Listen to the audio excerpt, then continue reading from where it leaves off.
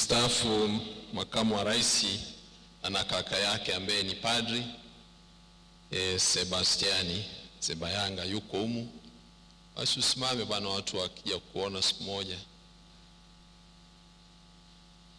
Ni kaka yake, ni kaka ya makamu wa rais. Asante. Lakini pia makamu wa rais amehimiza kilimo, na baba askofu alikuwa anaamini kabisa kwamba Watanzania tunaweza tukaondoka kwenye umaskini kwa kupitia kilimo.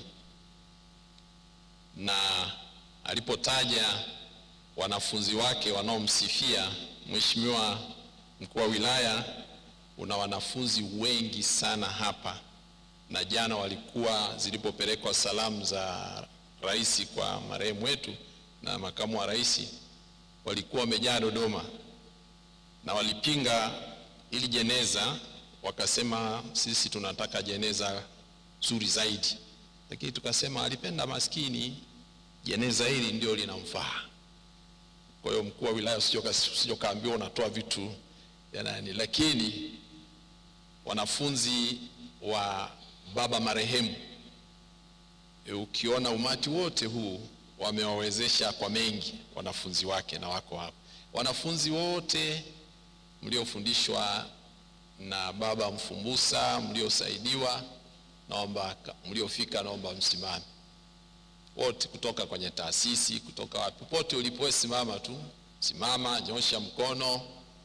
Wengine watu wakubwa sana, hata kina Rioba alitoka kwa baba. Asanteni, asanteni sana. Lakini alikuwa na wanafunzi wakubwa wakati baba akiwa makamu wa rais, makamu wa taaluma St. Augustine University of Tanzania. Serikali ya wanafunzi, kiongozi wao sitaki kutaja jina, alikuwa ni naibu waziri mkuu aliyepita, Dr. Biteko.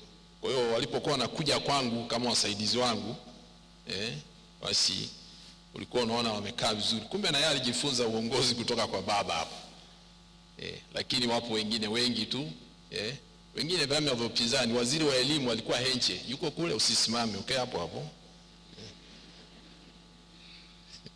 Huyo alikuwa waziri wa elimu. Dr. Rais huyu makamu wa rais, huyo waziri wa elimu. Basi baada ya kupokea salamu hizo, mawaziri mtanisamehe, naomba turizike tu kwamba salamu za mkuu wa wilaya na za jana za makamu wa rais ziliwakilisha serikali yote. Asanteni sana. Naomba tupokee salamu kutoka kwa shehe anayemwakilisha anayewakilisha BAKWATA na Bible Society. Tafadhali naomba mje mbele huku, karibuni. Shehe ametoka Kondoa, jimbo letu la Kondoa. Mheshimiwa mkuu wa wilaya, asilimia zaidi ya 80 ni Waislamu.